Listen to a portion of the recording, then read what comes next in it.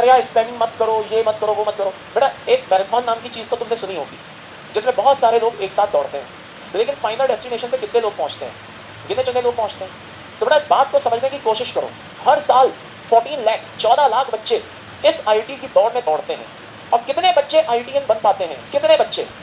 मात्र ज्यादा से ज्यादा मान करके चलो, बहुत मतलब बहुत ही रिफाइंड वे में बोलूं, 1 या 2% बच्चे आईटीएन बन पाते हैं।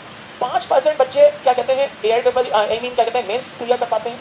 5% स्टूडेंट वो मेंस क्लियर कर पाते हैं, और मात्र 1 या 2%, बहुत ज्यादा बता रहा हूँ, बहुत ज्यादा बता रहा हूँ, बहुत ज्यादा, 1% से भी कम मान लो, वो क्या कर पाते हैं बेटा? वो क्या कर पाते हैं? वो आईटीएन बनने लायक हो पाते हैं, यानी कि आईटीएन बन पाते हैं। तो भाई ये एक मैराथन है, इसमें सब दौड़ रहे हैं, सब। लेकिन कुछ बच्चे होते हैं जो शुरू से लेकर अंत तक केवल अपना पढ़ाई पे फोकस करते हैं। कुछ होते हैं बेटा जो डिस्ट्रैक्ट हो जाते हैं, मौज मस्ती में पड़ जाते हैं। वो ये भूल जाते हैं कि जिंदगी के केवल यही समय है जिसमें या तो आप बन सकते हो या आप बिगड़ सकते हो। और किस्मत को या भगवान को दोष देना बेकार है, सब कुछ हमारे कर्म डिसाइड करते हैं। अगर हम अच्छा चल रहे हैं, अच्छे काम कर रहे हैं, बढ़िया से पढ़ रहे हैं, ईमानदारी से पढ़ रहे हैं, तो ध्यान रखना भाई, मेहनत कभी बेकार नहीं जाएगी।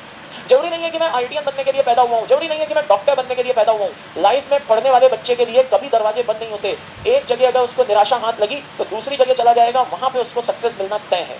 लेकिन जो बच्चा किसी के देखा देखी दौड़ रहा है, अंधी दौड़ दौड़ रहा है, या जो बच्चा मौज मस्ती में दौड़ रहा है, तो भाई वो एक समय के बाद, और वो समय बता दूं कब से शुरू होता है, वो समय शुरू होता है 26-27 साल की उम्र से। क्यों?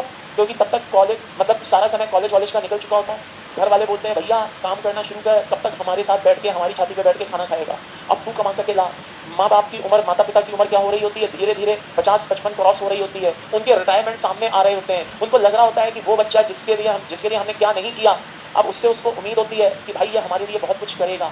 तो भाई वो मालूम चलता है कि वो तो मस्ती में था, मौज मस्ती में था, यारी दोस्ती में था, मतलब पता नहीं जिंदगी के फुल ऐश कर रहा था।